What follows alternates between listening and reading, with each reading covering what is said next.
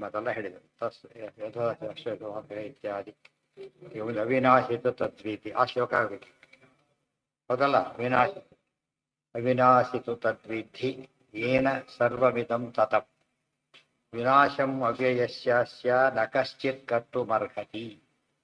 ಅವಿನಾಶಿತು ತದ್ವಿಧಿ ಏನ ಸರ್ವಮಿದಂ ತತಂ ಇನ್ನೊಂದು ವ್ಯಾಪ್ತಿಯನ್ನು ಹೇಳ್ತಾರೆ. ಕಿಂ ಬಹುನ ಯತ್ ದೇಶತಃ ಅನಂತಂ ತನ್ನಿತ್ಯಮೇವ ವೇದಾದಿ ಅನ್ಯದಪಿ ಇತ್ಯಾಹ ಅವಿನಾಶಿ. ಯಾವುದು ವ್ಯಾಪ್ತವೋ ಏನ ಸರ್ವಮಿದಂ ತತಂ ಏನ ಯಾವುದರಿಂದ ಇದಂ ಸರ್ವಂ ಎಲ್ಲವೂ ಸಹ ತತಂ ವ್ಯಾಪ್ತವಾಗಿದೆಯೋ ಅದೇನದು ಅವಿನಾಶಿ, ನಾಶವಿಲ್ಲ. ವಿನಾಶಿ ಅವಿನಾಶಿ.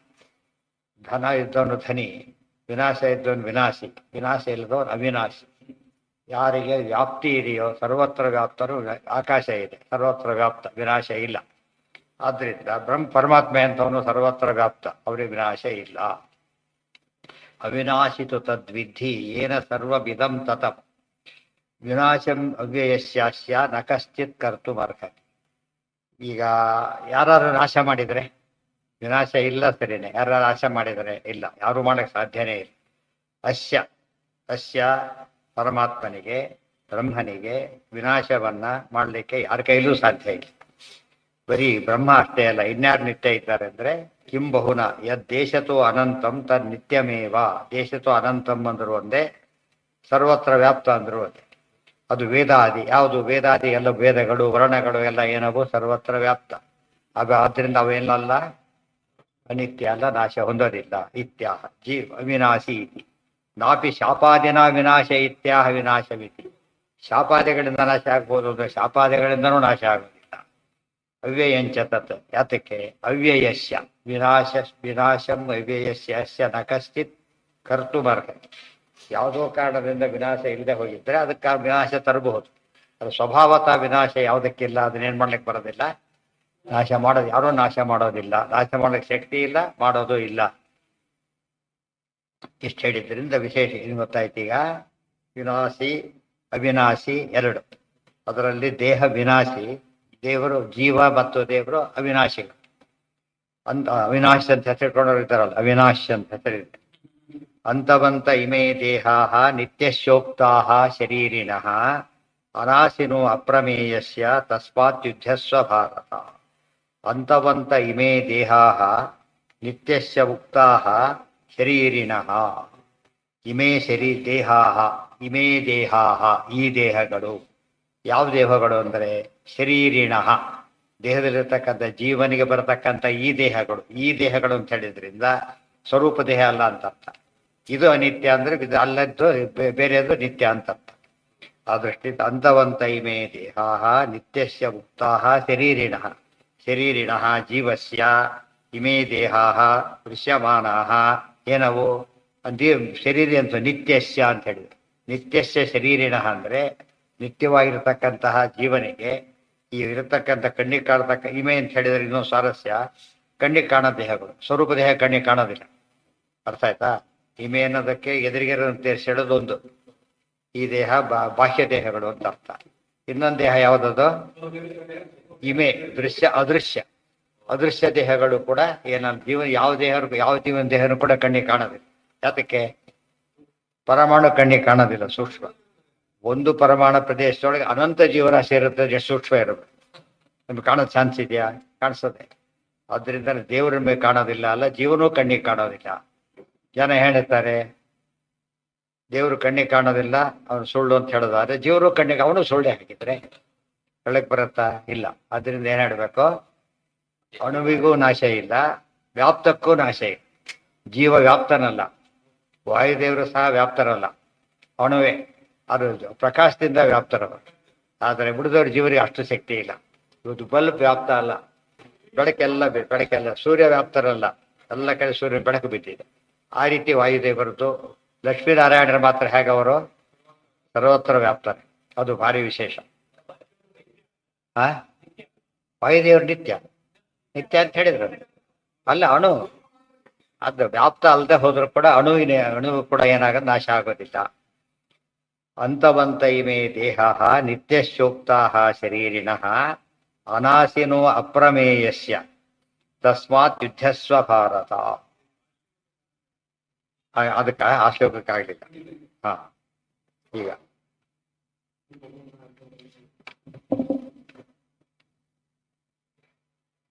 ಅವಿನಾಶಿತು ತದ್ವಿಧಿ ಏನ ಸರ್ವಮಿದಂ ದತಂ ವಿನಾಶಮವ್ಯಯಸ್ಯಾಸ್ಯ ನ ಕಶ್ಚಿತ್ ಕರ್ತುಮರ್ಹತಿ. ತಾತ್ಪರ್ಯ: ಯದ್ಯಪಿ ನಿತ್ಯತ್ವಂ ಜೀವಸ್ಯಾಪಿ ಅಸ್ತಿ, ನಿತ್ಯತ್ವ ಜೀವನಿಗೂ ಇದೆ. ತಥಾಪಿ ಸರ್ವ ಪ್ರಕಾರೇಣ ವಿನಾಶಿತ್ವಂ ವಿಷ್ಣುರೇವೇತಿ ತುಶಬ್ದ. ವಿಶೇಷ ಏನು ಅಂದರೆ, ಜೀವನು ಅವಿನಾಶಿ, ಪರಮಾತ್ಮನ ಅವಿನಾಶಿ ಅಂತ ಹೇಳೋದಾದರೆ ಜೀವ ಪರಮಾತ್ಮ ವ್ಯತ್ಯಾಸ ಏನು ಬಂತು ಅದಕ್ಕೆ ಹೇಳ್ತಾರೆ ತೂ ಅಂತ ಹೇಳಿ. ಅಲ್ಲೂ ಕೂಡ ಹೇಳಿದ್ರು ನತ್ವೇವಾಹಂ ಜಾತುನಾಸಂ, ಇಲ್ಲೂ ಕೂಡ ಅವಿನಾಶಿ ತೂ ಅಂತ ಹೇಳಿ. ತ್ಯೂ ಅಂದ್ರೇನು, ನಿತ್ಯತ್ವದಲ್ಲೂ ವ್ಯತ್ಯಾಸ ಇದೆ. ಪರಮಾತ್ಮ ನಿತ್ಯತ್ವ ಎಂತಂದ್ರೆ ಸರ್ವ ಪ್ರಕಾರ. ಬಾಹ್ಯ ದೇಹ ಪರಮಾತ್ಮನಿಗೆ ಇಲ್ಲ ಅಂದಮೇಲೆ ದೇಹದ ನಾಶ ಪ್ರಶ್ನೆನೇ ಬರಲಿಲ್ಲ. ಜೀವನಿಗೇನಿದೆ, ಇಮೇ ದೇಹ, ಇಮೇ ದೇಹ ಅದರಿಂದ ಅನಿತ್ಯತ್ವ ಇದೆ. ಅಷ್ಟೇ ಅಲ್ಲ, ಇನ್ನೂ ಬೇಕಾದಷ್ಟಿವೆ. ಪಾರತಂತ್ರ, ಸ್ವತಂತ್ರ, ಪಾರತಂತ್ರ, ಮತ್ತೆ ಜೊತೆಗೆ ಬಿಂಬ ಪ್ರತಿಬಿಂಬ ಬೇಕಾದಷ್ಟಿದೆ. ಅದು ತೂ ಶಬ್ದವೆಲ್ಲ ತಿಳ್ಕೊಂಡ್ಬಿಡ್ತಾರೆ. ವಿನಾಶಿತ್ವಂ ಚ ವಿನಾಶಿತ್ವಂ ವಿಷ್ಣೋರೇವೇತಿ, ವಿಷ್ಣೋರೇವೇತಿ ಸರ್ವ ಪ್ರಕಾರೇಣ ವಿನಾಶಿತ್ವಂ ವಿಷ್ಣೋರೇವ. ಮಹಾಲಕ್ಷ್ಮಿಗೆ ನಿತ್ಯತ್ವ ಇದ್ದರೂ ಕೂಡ ವಿನಾಶಿತ್ವ ಇದ್ದರೂ ಕೂಡ ಭಗವದ್ ಆಧೀನ್ಯ ಇದೆ. ಅದೇನು ಇಲ್ಲ, ಆದ್ರಿಂದಾಗಿ ಸರ್ವ ಪ್ರಕಾರೇಣ ಅನ್ನೋ ಪದ ಎಲ್ಲ ಬಂದೋಯ್ತು. ಎಷ್ಟೇ ಹೇಳೋದು ಸಾಧ್ಯ ಇದೆ, ಅಷ್ಟೆಲ್ಲ ಪ್ರಕಾರದಿಂದ ವಿಷ್ಣು ಏನಾಗಿದ್ದಾನೆ,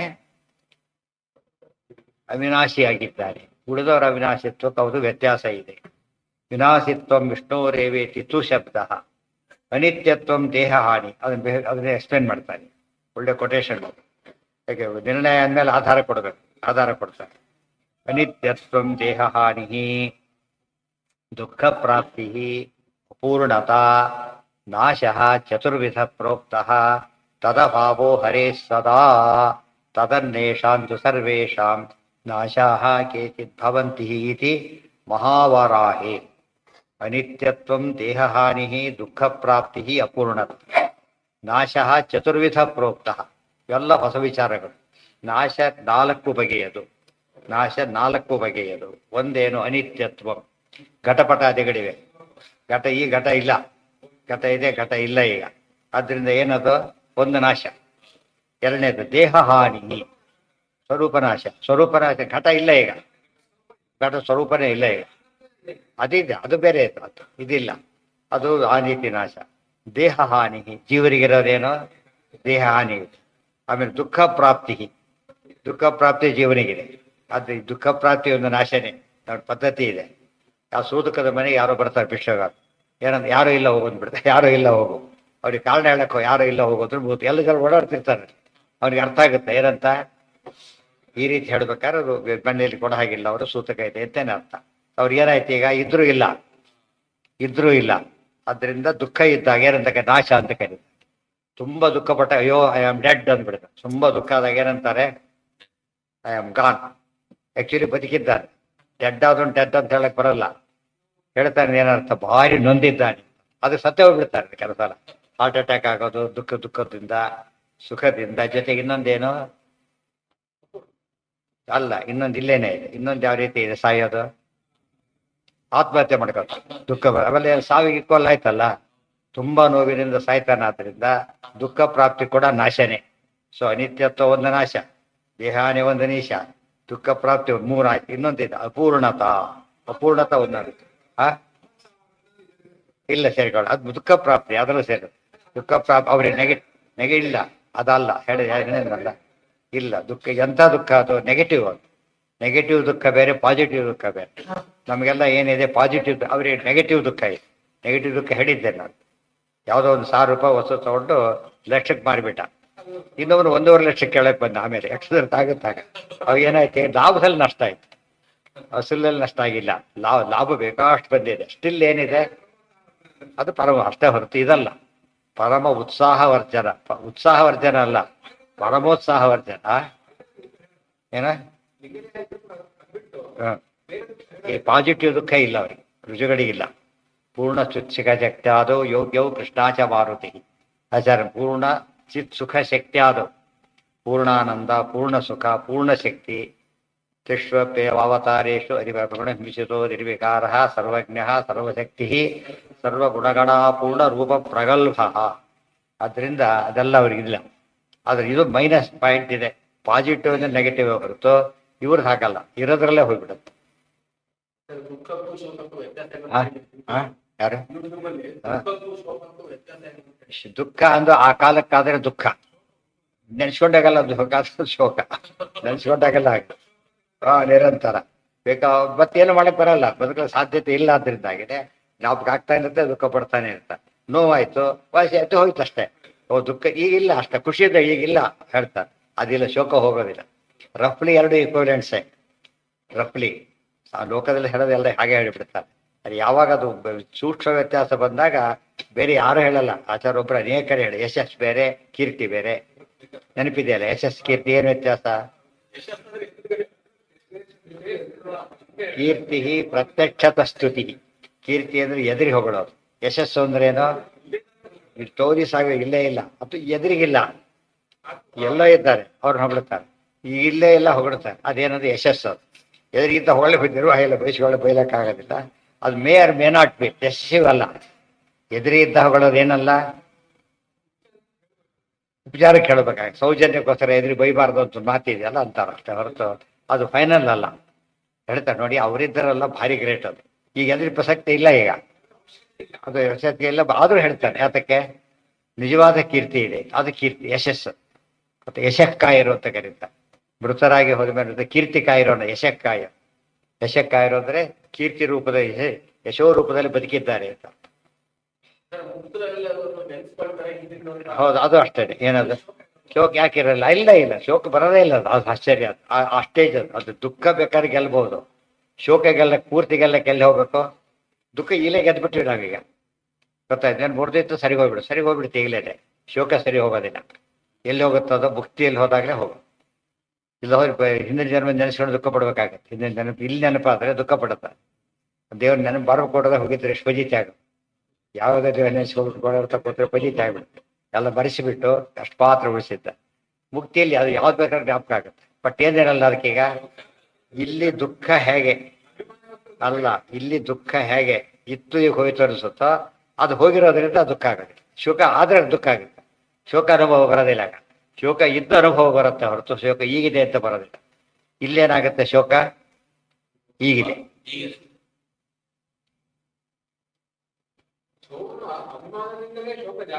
ಹೌದು,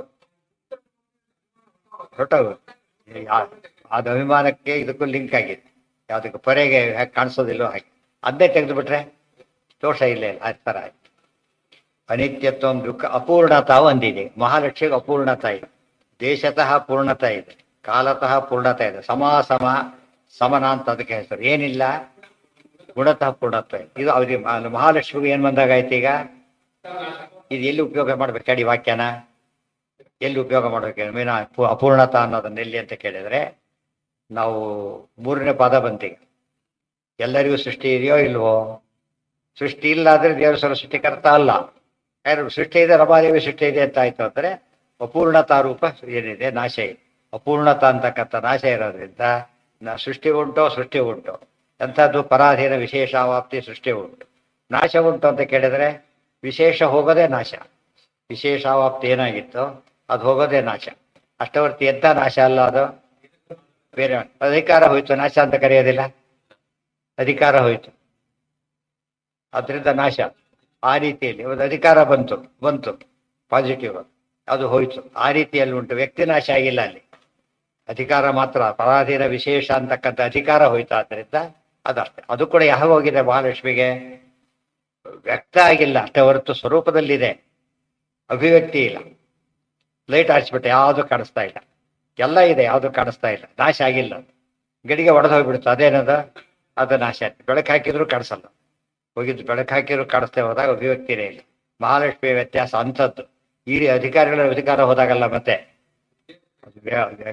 ವ್ಯಕ್ತಿ ಶಕ್ತ್ಯಾತ್ಮನ ಏನಾಗಿದೆ ಅದವರಿಗೆ ಸದಾ ಇದೆ. ವಿಶ್ವ ಸ್ಥಿತಿ ಪ್ರಳಯ ಸರ್ಗ ಮಹಾ ವಿಭೂತಿ ವೃತ್ತಿ ಪ್ರಕಾಶ ನಿಯಮ ಆವೃತ್ತಿ ಯಾವಾಗಲೂ ಸ್ವರೂಪದಲ್ಲಿ ಇದೆ. ದೇವರಿಗೆ ಹಾಕೋ ಅವರಿಗೂ ಸ್ವರೂಪದಲ್ಲಿದೆ. ಪರಾಧೀನವಾಗಿ ಇವರಲ್ಲಿದೆ, ದೇವರಲ್ಲಿ ಸ್ವತಂತ್ರ ಇದೆ, ಅಷ್ಟೇ ವ್ಯತ್ಯಾಸ. ಜೀವರಲ್ಲಿ ಹೋಗೇ ಬಿಡುತ್ತೆ. ಬ್ರಹ್ಮದೇವರ ಸೃಷ್ಟಿ ಬರೋದೇ ಇಲ್ಲಿ ಬೋಧಕತೆ. ಅವ್ರು ಮುಕ್ತರಾದ್ಮೇಲೆ ಏನಿಲ್ಲ ಅವ್ರಿಗೀಗ ಇಲ್ಲಿ ಪ್ರವೇಶ ಮಾಡೋದಿಲ್ಲ, ಪ್ರವೇಶ ಇಲ್ಲ. ಮಹಾಲಕ್ಷ್ಮಿ ಹಾಗಲ್ಲ, ಪ್ರತಿ ಇದರಲ್ಲೂ ಪ್ರವೇಶ ಪಡ್ತಾರೆ, ಅದು ವಿಶೇಷ. ಸೊ ಅಪೂರ್ಣತದಲ್ಲೂ ವ್ಯತ್ಯಾಸ ಇದೆ. ಅರ್ಥ ಆಯ್ತಾ? ಅಪೂರ್ಣತ ಇಲ್ಲ ಇಲ್ಲ, ದೇವರಷ್ಟು ಪೂರ್ಣ. ದೇವರಲ್ಲಿ ಇನ್ನೊಂದು ವ್ಯಾಪ್ತಿಯಲ್ಲಿ ಎರಡು ವಿಧ. ಸರ್ವತ್ರ ವ್ಯಾಪ್ತಿ ಮಹಾಲಕ್ಷ್ಮಿ ದೇಶತ, ಆದ್ರೆ ದೇವರೊಳಗೆ ವ್ಯಾಪ್ತಿ ಇಲ್ಲ. ಮಹಾಲಕ್ಷ್ಮಿ ದೇವರಿಗೆ ಮಹಾಲಕ್ಷ್ಮಿ ಒಳಗೂ ವ್ಯಾಪ್ತಿ, ಅದು ಭಾರಿ ವಿಶೇಷ. ಅದಕ್ಕೇನಂತಾರೆ ಸ್ವೇ ಮಹಿಮ್ನೀತಿ ಹೋವಾಚ. ದೇವರು ಆಕಾಶನ ಅವಲಂಬಿಸಿಲ್ಲ. ಆಕಾಶನ ಅವಲಂಬಿಸ್ಬಿಟ್ರೆ ಏನಾಗತ್ತಾಗ? ಆಕಾಶ ದೊಡ್ಡದಾಗ್ಬಿಡತ್ತ. ಈ ಕಾರಲ್ಲಿ ಕೂತಿದ್ದಾನೆ, ಏನೇ ಆಗಲಿ ಎಷ್ಟು ಫಾಸ್ಟ್ ಆಗೋದ್ರು ಅವನು ಹೋಗಿಲ್ಲ, ಕಾರ್ ಹೋಗಿರೋದು. ಅವನು ಹೋಗಿದೆ ಅಂತ ಹೇಳ್ಕೊಳಕ್ ಬರಲ್ಲ. ಅರ್ಥ ಆಯ್ತಾ? ದುಡ್ಡು ಕೊಟ್ಟಿರ್ಬೋದು, ಅವ್ರಿಗೆ ಹೋಗೋ ಅವರೇ ಅದೇ ಬಿಟ್ಟು ಕೆಳಗಿಳಿದ್ರೆ ಒಳಗೆ ಬರಲ್ಲ. ಇದು ಹಾಗಲ್ಲ. ಆ ದೃಷ್ಟಿಯಲ್ಲಿ ಮಹಾಲಕ್ಷ್ಮಿಯವರಿಗೂ ವ್ಯತ್ಯಾಸ ಇದೆ. ಹ ಹ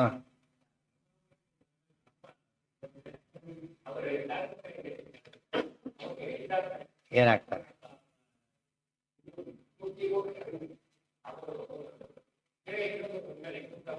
ಹಾ ಹಾ ಹೌದು, ತಾರತಮ್ಯ ಇದೆ ಅವ್ರಿಗೆ. ಯಾಕೆ ಇಲ್ಲ? ಸೀನಿಯಾರಿಟಿ ತಾರತಮ್ಯ ಇದೆ ಅಷ್ಟೇ, ಸ್ವರೂಪದ ತಾರತಮ್ಯ ಇಲ್ಲ. ಸ್ವರೂಪದ ತಾರತಮ್ಯ ಇಲ್ಲ. ಅದೇನಿದೆ ಸೀನಿಯಾರಿಟಿ. ಅದಕ್ಕೆ ರುಜುಪುಂಗವ ಅಂತ, ರುಜುಪುಂಗವ. ಮುಂದೆ ಅವರಿಗೆ ಪೋಸ್ಟ್ ಬರ್ತಾರೆ, ಬರೋದಿಲ್ಲ ಅಂದ್ರೆ ಸೀನಿಯಾರಿಟಿ ಇಲ್ಲ ಅಂತ ಆಯ್ತಲ್ಲ. ಆ ಮಟ್ಟಿಗೆ ಸರಿನೇ. ಸ್ವರೂಪದಲ್ಲಿ ತಗೊಂಡಾಗ ರುಜುಪುಂಗವ ಅಂದ್ರೆ ಈ ಅರ್ಥ ಅಲ್ಲ. ಬಟ್ ಇದ್ರ ಆಕ್ಚುಲಿ ಇದರಲ್ಲಿ ತಗೊಂಡಾಗ, ಸಾಧನೆಯಲ್ಲಿ ತಗೊಂಡಾಗ ಮುಂದೆ ಇದ್ದಾರೆ ಸಾಧನೆಯಲ್ಲಿ, ಒಂದು ಕಲ್ಪ ಮುಂದಿರೋದ್ರಿಂದ ಸೀನಿಯಾರಿಟಿ ಬಂತಲ್ಲ. ಆ ವ್ಯತ್ಯಾಸ ಒಪ್ಪಬೇಕು. ಆಗ ಒಪ್ಪದಾದ್ರೆ ವೃತ್ತಿಗೂ ಇದಕ್ಕೆ ಅರ್ಥನೇ ಇಲ್ಲ, ಪದವಿಗೆ ಅರ್ಥ ಇಲ್ಲ. ಯದ್ಯಪಿ ನಿತ್ಯತ್ವಂ ಜೀವಶ್ಯಾಪಿ ಅಸ್ತಿ ತಥಾಪಿ ಸರ್ವ ಪ್ರಕಾರೇಣ ಅವಿನಾಶಿತ್ವಂ ವಿಷ್ಣೋರೇವೇತಿ ಶಬ್ದ ಅನಿತ್ಯತ್ವಂ ದೇಹ. ನೋಡಿ ಆಚಾರ ಅಲ್ಲಿ ಹೇಳಿಲ್ಲ, ತತ್ವೇವ ಹೇಳ್ಬೇಕು ತು ಶಬ್ದಕ್ಕೆ, ಇಲ್ಲೆಲ್ಲ ಹೇಳ್ತಿದ್ದಾರೆ. ಇದು ಸೇರಿಸ್ಕೊಳ್ದೆ ಹೋಗ್ಬಿಟ್ರೆ ಅದು ಅಲ್ಲಿ ಹೇಳಿಲ್ಲ ಅನ್ಸುತ್ತೆ. ಅವ್ರು ಹೇಳಿದ್ದಾರೆ, ಸೇರಿಸ್ಕೊಂಡಿಲ್ಲ. ನಾಶಶ್ಚತುರ್ವಿಧ ಪ್ರೋಕ್ತಃ ತದಭಾವೋ ಹರೇ ಸದಾ ತದನ್ನೇಷಯಂತು ಸರ್ವೇಷಾಂ ನಾಶಾಹ ಕೇಚಿತ್. ಉಳಿದವರಿಗೆಲ್ಲ ಒಂದಲ್ಲ ಒಂದು ನಾಶ ಇದೆ ಅಂತ ಹೇಳಿ. ಇದಕ್ಕೆ ಘಟಾದಿಗಳಿಗೆ ಎಲ್ಲಾ ರೀತಿಯೂ ನಾಶ ಇದೆ. ಲೋಯೆಸ್ಟ್ ಸ್ವರೂಪನೂ ಹೋಯ್ತು, ಇದು ಹೋಯ್ತು, ಎಲ್ಲ ಹೋಯ್ತು. ಅದಕ್ಕೆ ಜೀವನಿಗೆ ಏನು ಹೋಗ್ಲಿಲ್ಲ, ಸ್ವರೂಪ ಹೋಗ್ಲಿಲ್ಲ, ಈ ನಾಶ ಇದೆ. ಈಗ ಆ ದುಃಖ ಪ್ರಾಪ್ತಿ ಅಪೂರ್ಣ. ಇನ್ನು ಜೀವನಿಗೆ ಇದೊಂದು ರೀತಿ, ಒಂದ್ ಕಡೆ ಇದ್ದಾನೆ ಒಂದ್ ಕಡೆ ಇಲ್ಲ. ಇಲ್ಲದಿರುವಿಕೆ ನಾಶ ತಾನೇ. ಈಗ ಅಲ್ಲಿಲ್ಲ, ದೇವ್ರು ಎಲ್ಲಾ ಕಡೆ ಇದ್ದಾನೆ. ಅದಾದ ಪೂರ್ಣತ. ಪೂರ್ಣತ ಅನ್ನೋದು ಜೀವನಲ್ಲಿಲ್ಲ. ನಾಶಶ್ಚತುರ್ವಿಧ ಪ್ರೋಕ್ತಃ ತದಭಾವೋ ಹರೇ ಸದಾ ತದನ್ನೇಷಾಂತು ಸರ್ವೇಷಾಂ ನಾಶಾಹ ಕೇಚಿತ್ ಭವಂತಿ ಇತಿ ಮಹಾವಾರಾಹೇ. ಇದು ಅರ್ಥ ಮಾಡ್ಕೊಂಡ್ರೆ ನಾಶದ ಬಗ್ಗೆ ಎಷ್ಟು ಸ್ಪಷ್ಟೀಕರಣ. ಇವೆಲ್ಲ ಎಷ್ಟು ಗೊತ್ತಾ? ಇವೆಲ್ಲ ಉಳಿದವ್ರಿಗೆ ಏನು ಗೊತ್ತಿಲ್ಲ. ಅವೆಲ್ಲ ಕೂಡ ಈ ಅನಾಲಿಸಿಸ್ ಇದೆ, ನಾವು ಹೈಲೈಟ್ ಮಾಡ್ಬೇಕಾದ್ರೆ ಆಚೆ ಎಷ್ಟು ಕಾಂಟ್ರಿಬ್ಯೂಷನ್ ಕೊಟ್ಟಿದ್ದ. ನಾಶದ ಬಗ್ಗೆನೇ ಒಂದು ಹೊಸ ವಿಷಯ. ನಾಶ ಎಷ್ಟಿದೆ, ಹೇಗಿದೆ, ಅಷ್ಟಕ್ಕೆ ಅದು ಒಂದು ಪರಿಪೂರ್ಣತೆ. ಆ ಬಗ್ಗೆ ಸುಮ್ಮನೆ ರಫ್ಲಿ ಓದ್ಕೊಂಡು ಹೋಗ್ಬಿಟ್ಟು ಸ್ವಾರಸ್ಯ ಗೊತ್ತಾಗೋದಿಲ್ಲ. ಉಳಿದವ್ರು ನೋಡ್ಬೇಕಾಗ ಅವಾಗ ಏನಾಗತ್ತೆ, ಆ ಬೆಳಕಿನ ಬೆಲೆ ಗೊತ್ತಾಗ ಕತ್ಲು ನೋಡಿದಾಗ ಗೊತ್ತಾಯ್ತಾ. ಎಲ್ಲಿ ಇಲ್ಲ ಅದು ನೋಡಿದಾಗ ಇದ್ದಿದ್ರ ಮಹತ್ವ ಅರ್ಥ ಆಗುತ್ತೆ. ಅಪೂರ್ಣತೆ. ಹಾ, ಅನಿತ್ಯತ್ವ ಬಂತಲ್ಲ. ಅನಿತ್ಯತ್ವ ಅನ್ನೋದೇನದು? ಸ್ವರೂಪಥ ನಾಶ. ಈಗ ಇಲ್ಲೇ ಇಲ್ಲ. ನಾಶ ಚತುರ್ವಿಧ ಪ್ರೋಕ್ತಃ ತದಭಾವೋ ಹರೇ ಸದಾ ತದನ್ನೇಷಾಂತು ಸರ್ವೇಷಾಂ ನಾಶಾಹ ಕೇಚಿದಿತಿ ಮಹಾವರಾಯ ದೇಶತಃ ಕಾಲತಶ್ಚೈವ ಗುಣತಶ್ಚ ತ್ರಿಧಾ ತತಿಃ ಸಾ ಸಮಸ್ತಾ ಹರೇರೇವ ನಶ್ಯನ್ನೇ ಪೂರ್ಣ ಸದ್ಗುಣಾಃ ಇತಿ ಪರಮಶ್ರುತಿ. ಇಲ್ಲಿ ಅಪೂರ್ಣತ ಪದ ಬಂತಲ್ಲ, ವಿವರಣೆ ಕೊಟ್ರಿ. ಅಪೂರ್ಣತ ಅಂದ್ರೆ ಏನು? ದೇಶತಃ ಪೂರ್ಣತ ಅಂದ್ರು ಒಂದೇ, ವ್ಯಾಪ್ತಿ ಅಂದ್ರು ಒಂದೇ. ಕಾಲತಃ ಪೂರ್ಣತ ಅಂದ್ರು ಒಂದೇ, ವ್ಯಾಪ್ತಿ ಅಂದ್ರು ಒಂದೇ. ಯಾವ ರೀತಿ? ಭೂತ ಭವಿಷ್ಯದ ಅರ್ಥವಾದ. ಆಮೇಲೆ ಗುಣತಃ ಅಂದ್ರೆ ಅದು ಅದು ಮಹಾಲಕ್ಷ್ಮಿಗಿಲ್ಲ ಅಂತ ಹೇಳೋದಕ್ಕೋಸ್ಕರ ಅದ್ರ ಕೊಟೇಶನ್ಗೆ ಅರ್ಥ ಸುಮ್ಮನೆ ಹೊಡಿದ್ರೆ ಯಾವ್ದಕ್ಕೆ ಕೊಟ್ಟದ್ದು ಗೊತ್ತಾಗೋದಿಲ್ಲ. ಹಿಂದಿನ ಶ್ಲೋಕದೊಳಗೆ ಅಪೂರ್ಣತ ಪದ ಉಪಯೋಗಿಸಿದ್ರು. ಆ ಪದ ಮಹಾಲಕ್ಷ್ಮಿ ಮಾತ್ರ ಇರೋದು ಅಪೂರ್ಣತ ಅನ್ನೋದು. ಉಳಿದವರಿಗೆ ಮೂರು ನಾಶ ಅವರಿಗೆ ಬಣ್ಣ ಮೂರು ನಾಶ ಅವರಿಗಿಲ್ಲ. ಹಾಗಂದ್ರೇನು ಅಂತ ಹೇಳಿ, ಗುಣತಃ ಅಪೂರ್ಣತ ಮಾತ್ರ ಅವರಿಗಿದೆ, ದೇಶದ ಕಾಲತ ಇಲ್ಲ. ಇಲ್ಲ, ಅನಿತ್ಯತ್ವ ನೋಡಿ. ಘಟ ಇದೆ, ಘಟ ಇಲ್ಲ ಈಗ, ಘಟ ಇಲ್ಲ. ದೇಹಾನಿ ಅಂದ್ರೆ ಈಗ ದೇಹ ಇಲ್ಲ, ಜೀವ ಇದ್ದಾನೆ, ಘಟನೆ ಇಲ್ಲ ಈಗ. ಅರ್ಥ ಆಯ್ತೆ? ಘಟಕ್ಕೆ ಸ್ವರೂಪತಃ ನಾಶ. ಘಟಾಕಾರ ಇದೆ ಅದಕ್ಕೀಗ. ಹಾ ಹಾ ದೇಹಕ್ಕೆ ಅನಿತ್ಯ. ಆ ದೇಹಕ್ಕೆ ಅನಿತ್ಯತ್ವ ಇರೋದ್ರಿಂದ, ಅನಿತ್ಯತ್ವ ಹೊಂದಿರೋದ್ರಿಂದ ಇವನೇನಾದ ಅನಿತ್ಯ. ಕಾರಲ್ಲಿ ಕೂತು ಆಕ್ಸಿಡೆಂಟ್ ಆದ್ರೆ ಕೊಳಕು ಅದು ಹೋಯ್ತು, ಇವನು ಹೋಗ್ತಾನಲ್ಲ ಹಾಗೆ. ಮತ್ತೆ ಈಗ ವಾಲಿ ಇದ್ದಾನೆ? ಇಲ್ಲ. ಅರ್ಜುನ ರೂಪದಲ್ಲಿ ವಾಲಿ ಇಲ್ಲ. ವಾಲಿ ರೂಪದಲ್ಲಿ ಅರ್ಜುನ ಏನೂ ಬಂದೇ ಇಲ್ಲ. ಗೊತ್ತಾಯ್ತಾ? ದೇವರಿಗೆ ಹಾಗಲ್ಲ, ಎಲ್ಲಾ ರೂಪಗಳು ಎಲ್ಲಾ ಕಾಲಕ್ಕೂ ಇದೆ. ಮಹಾಲಕ್ಷ್ಮಿಗೆ ಎಲ್ಲಾ ರೂಪಗಳು ಎಲ್ಲಾ ಕಾಲಕ್ಕೂ ಇದೆ. ಅದರಿಂದ ಆ ನಾಶ ಬರಲಿಲ್ಲ. ಒಂದೇಹ ನಾಶ, ಒಂದೇಹ ನಾಶ ಆಗಿ ರುದ್ರದೇವರದೇ ಮೂಲ ರೂಪದಲ್ಲಿ ಧ್ಯಾನ ಮಾಡ್ತಾ ಕೂತಿದ್ದಾರೆ. ಇಲ್ಲಿ ಹೊರಗಡೆ ಸೋಲ್ತಿದ್ದಾರೆ. ಗೊತ್ತಾಯ್ತಾ? ಬ್ರಹ್ಮ ತೋರಿಸ್ತಾರೆ, ನೋಡಿ ಏನಾಗಿದೆ ಅಂತ ತೋರಿಸ್ತಾರೆ. ದೇಹ ತುಂಬಾ ಇದ್ದವ್ರಿಗೆ ಅದರ್ಥ. ಸಾಂಶರಿಗೆಲ್ಲ ಒಂದ್ ದೇಹ ಇನ್ನೊಂದು ದೇಹ ಇರ್ಬೋದು. ಅರ್ಜುನ ದೇಹ ಹೋಯ್ತು, ಇಂದ್ರ ದೇಹ ಅಲ್ಲೇ ಇದೆ, ಅದು ಅಲ್ಲಿ ಆಮೇಲೆ ಅದು ಹೋಗ್ಬಿಡಂತೆ. ಹಳೆಯ ಕಾಲದ ಆ ದೇಹನ ಹೋಗಿ ಆ ಸ್ವರೂಪ ದೇಹದಿಂದ ಮಾತ್ರ ಮುಕ್ತಿ ಹೋಗ್ತಾರೆ. ಅದು ನಾಶನೇ. ಆ ಮಟ್ಟಿಗೆ ಅವರಿಲ್ಲ ಈಗ, ಅವರಿಲ್ಲ. ದೊಡ್ಡ ಪಾಡಿಗೆ ಅವರಿಲ್ಲ. ಅವ್ರ ಮನೆಯಲ್ಲಿಲ್ಲ ಬೇರೆ, ಅವರಿಲ್ಲ ಬೇರೆ. ಪಾಸಡ ಬೇಗೋ ಇದಕ್ಕೆ ವ್ಯತ್ಯಾಸ ಇದೆಯಲ್ಲ, ಆ ಥರ. ಗೊತ್ತಾಯ್ತಾ? ಸತ್ತೋದ್ರು ಅಂತಾನೆ ಅರ್ಥ. ದೇಹ ಬಿಟ್ಟು ಹೋಗಿದ್ದಾರೆ. ದೇವರಿಗೆ ಆ ಮಾತು ಹೇಳೋದಕ್ಕೆ ಬರೋದಿಲ್ಲ, ಮಹಾಲಕ್ಷ್ಮಿ ಹೇಳೋದಕ್ಕೆ ಬರೋದಿಲ್ಲ. ಅಂದ್ರೆ ವಿಶೇಷ ಬಂತು. ಬ್ರಹ್ಮದೇವರಿದ್ದಾರೆ, ವಾಯುರೂಪ ಅವರಿಗಿಲ್ಲ ಈಗ. ವಾಯುದೇವರು ಬೇರೆ ಇದ್ದೇ ಇದ್ದ, ಆ ರೂಪ ಅವರಿಗಿಲ್ಲ. ಆ ದೇಹ ಬೇರೆ, ಈ ದೇಹ ಬೇರೆ. ಗೊತ್ತಾಯ್ತಾ? ಸತ್ವಾಂಶ ಎಷ್ಟಿದೆ ಬ್ರಹ್ಮದೇವರಲ್ಲಿ? ಇವರಿಗೆ ಸ್ವಲ್ಪ ಜಾಸ್ತಿ ಗುಣ ಇದೆ ದೇಹದಲ್ಲಿ ವಾಯುದೇವರಿಗಿಂತ. ಅದಕ್ಕೆ ಕ್ಷತ್ರ ಜಾತಿ. ವಾಯುದೇವರಿಗೆ ಕ್ಷತ್ರ ಜಾತಿ, ಬ್ರಹ್ಮದೇವರು ಬ್ರಾಹ್ಮಣ ಜಾತಿ. ಅದರಲ್ಲೇ ವ್ಯತ್ಯಾಸ, ಸೂಕ್ಷ್ಮ ವ್ಯತ್ಯಾಸ. ಎಷ್ಟಂದ್ರೆ ನೆಗ್ಲಿಜಿಬಲ್, ಹೇಳೋದಕ್ಕೆ ಸಾಧ್ಯ ಇಲ್ಲ. ನಮಗದು ಅರ್ಥನೂ ಆಗೋದಿಲ್ಲ, ಅದು ಅವರಿಗೆ ಅರ್ಥ ಆಗುತ್ತೆ ಅಷ್ಟೇ. ಅಂತ ವ್ಯತ್ಯಾಸ ಒಪ್ಪಬೇಕು ದೇಹಕ್ಕೆ. ಕಾಲತಃ ನಾಶ ಇಲ್ಲ ಅಂದ್ರೆ ಈಗ ಕಾಲನೇ, ಈಗ ಭೂತ ಕಾಲನೇ ನಾಶ ಆಗೋದಿಲ್ಲ. ಕಾಲ ಪೂರ್ತಿ ನಾಶ ಆಗಿಲ್ಲಲ್ಲ. ಕಾಲ ಇನ್ನೊಂದು ಕಾಲ ಇದೆ, ಪ್ರವಾಹತ ನಿತ್ಯ. ಕಾಲ ಎಂಥದ್ದು, ಅದ್ರಲ್ಲಿ ಕಾಲದ ನಿತ್ಯತ್ವ ವಿಚಿತ್ರ. ಅದು ವ್ಯಾಪ್ತಿ ಇದೆ, ಅದಕ್ಕೆ ಇದಿಲ್ಲ. ವ್ಯಾಪ್ತಿ ಹೇಗಿದೆ ಅಂತ ಪ್ರಶ್ನೆ. ಇಲ್ಲೇ ಇಲ್ಲ, ಒಂದು ಕ್ಷಣಕ್ಕೆ ವ್ಯಾಪ್ತಿ ಇದೆ ಅಂತ. ವ್ಯಾಪ್ತಿ ಇದೆ ಕ್ಷಣಕ್ಕೆ. ಹೇಗಿದೆ? ಇಡೀ ಕ್ಷಣ, ಈ ವಿಶ್ವ ಎಲ್ಲಾ ಕಡೆ ಕ್ಷಣ ಇದೆ. ವ್ಯಾಪ್ತಿ ಎಲ್ಲಾ ಕ್ಷಣದಲ್ಲ ಕ್ಷಣ ಇದೆ. ಅರ್ಥ ಇದೆ? ಜೀವನಿಗೆ ಹಾಗಿಲ್ಲ, ಒಂದ್ ಕಡೆ ಅಣು ಅಷ್ಟೇ. ಅವನು ವ್ಯಾಪ್ತಿ ಇಲ್ಲ, ಕಾಲಕ್ಕೆ ವ್ಯಾಪ್ತಿ ಇದೆ. ಈ ಪರ್ಟಿಕ್ಯುಲರ್ ಈ ಕಾಲ ಇದೆ ಈಗ, ವಿಶ್ವದ ಎಲ್ಲಾ ಕಾಲಕ್ಕೂ ಕ್ಷಣ ಇದೆ, ಎಲ್ಲಾ ಕಾಲಕ್ಕೂ ಇದೆ. ನೆಕ್ಸ್ಟ್ ಕ್ಷಣ ಇಲ್ಲಿ ಹೋಯ್ತು, ಮತ್ತೆ ನೆಕ್ಸ್ಟ್ ಕ್ಷಣ ಬರುತ್ತೆ, ಎಲ್ಲಾ ಕಾಲಕ್ಕಿದೆ. ಮತ್ತೆ ಪ್ರವಾಹ ಎಂದು ಡೀಲಿಂಕ್ ಆಗೋದಿಲ್ಲ. ಈ ಗಂಗಾದಿ ಪ್ರವಾಹ ಏನಾಗ್ಬೋದು, ಕೆಲವು ಸಲ ಟ್ರೈ ಅಪ್ ಆಗ್ಬೋದು. ಎಷ್ಟೋ ನದಿಗಳು ಇದ್ರೊಳಗೆ ಇಲ್ಲೇ ಇಲ್ಲ, ಕೆಲವು ನದಿಗಳಿಲ್ಲೇ. ಬೆಂಗಳೂರು ನದಿಗಳೇ ಇಲ್ಲ. ಸಿಟಿಗಳಿದ್ದಲ್ಲೇ, ಎಲ್ಲೇ ಸಿಟಿ ಇದೆಯಲ್ಲ ನದಿ ಇತ್ತು ಮೊದಲು. ಎಲ್ಲಾ ಸಿಟಿಗಳಲ್ಲೂ ಯಮುನಾ ನದಿ ಮಾತ್ರ ಉಳ್ಕೊಂಡಿದೆ. ದಿಲ್ಲಿಯೊಳಗೆ ಯಮುನಾ ನದಿ ಇದೆ, ತಿಳಿತಾ? ಉಳಿದಲ್ಲಿ ಹೈದರಾಬಾದ್ನ ನದಿ ಇದೆ, ಅದು ಕೊಳಕೆ. ನಮ್ಮ ಈ ನದಿ ಇದ್ದಾಗೆ ತುಂಬಾ ಸಿಟಿಗಳಲ್ಲಿ, ಮದ್ರಾಸ್ನಲ್ಲಿ ನದಿ ಇಲ್ಲ. ಗೊತ್ತಾಯ್ತಾ? ಬಾಂಬೆಯಲ್ಲಿ ಹೊರಗಡೆ ಒಂದು ನದಿ ಹರಿಯುತ್ತವ, ಊರೊಳಗಿಲ್ಲ. ಗೊತ್ತಾಯ್ತಾ? ಯಮುನಾ ನದಿ ದೊಡ್ಡ ಸಿಟಿಗಳಲ್ಲಿ, ಕಲ್ಕತ್ತಾದಲ್ಲಿ ಗಂಗಾ ಇದೆ, ಕಲ್ಕತ್ತಾದಲ್ಲೇ ಗಂಗಾ ಇದೆ. ಡೆಲ್ಲಿಯಲ್ಲಿ ಯಮುನಾ ಇದೆ. ಗೊತ್ತಾಯ್ತಾ? ಆದ್ರೆ ಬರ್ತಾ ಬರ್ತಾ ಏನಾಯ್ತು, ಡ್ರೈ ಅಪ್ ಆಗ್ಬಿಟ್ಟು. ಇಲ್ಲೆಲ್ಲ ಡ್ರೈ ಅಪ್ ಆದ. ಕಾಲ ಪ್ರವಾಹ ಆಗೋದಿಲ್ಲ, ನಿರಂತರ. ಒಂದು ಕ್ಷಣ ಬಿಟ್ಟು ಬರ್ಲಿಕ್ಕೆ ಸಾಧ್ಯ ಇಲ್ಲ. ಟಕ ಟಕ ಟಕ ಟಕ ಹೋಗ್ತಾನೆ ಇರ್ಬೇಕು. ನಾವು ಗಡಿಯಾರ ನೋಡಿದ್ರೆ ನೆನಪಾಗಿರ್ತಾವೆ. ಆ ಸ್ವಲ್ಪ ದಿವಸ ಮಟ್ಟಿಗೆ ಅದು ಹಾಗೆ ಹೋಗಿ ನಾನ್ ಸ್ಟಾಪ್ ಹೋಗ್ತಾ ಇದೆ. ಫಾರ್ ಎವರ್ ಹೋಗೋದು ಕಾಲ. ಆದಷ್ಟು ಕ್ಷಣದ ಚೇತ ತಗೊಂಡಾಗ ಅದು ಅನಿತ್ಯ. ಅದಕ್ಕೆ ಯಾವ್ದಕ್ಕೆ ಸೇರಿಸಿದ್ರೆ ಕಾಲನ ನಿತ್ಯಾನಿತ್ಯ ಅಂತ ಹೇಳಿದ್ದ. ಅದು ಹೇಳ್ಬೇಕಂದ್ರೆ ಎಷ್ಟು ಕ್ಲಾರಿಟಿ ಇದೆ ಅದ್ರಲ್ಲಿ. ಗೊತ್ತಾಗ್ತಾ? ಯಾವ್ದೋ ನದಿ ಹೆಸರು ಹೇಳ್ತಾರೆ, ಉದ್ದಕ್ಕೆ ಕಾಣಿಸ್ ಹೋದ ಪಕ್ಕ ಬರ್ತಾನೆ ಇರ್ತಿ. ಇಲ್ಲಿ ಬಂದ ಕೃಷ್ಣ, ಹೈದರಾಬಾದ್ ಕೃಷ್ಣ ಹೇಗೆ ಬರುತ್ತೆ? ಇವ್ರಿಗೆ ಗೊತ್ತಿರುತ್ತೆ. ಇದ್ರೆ ಸ್ವಲ್ಪ ದಿವಸ ಅಲ್ಲಿ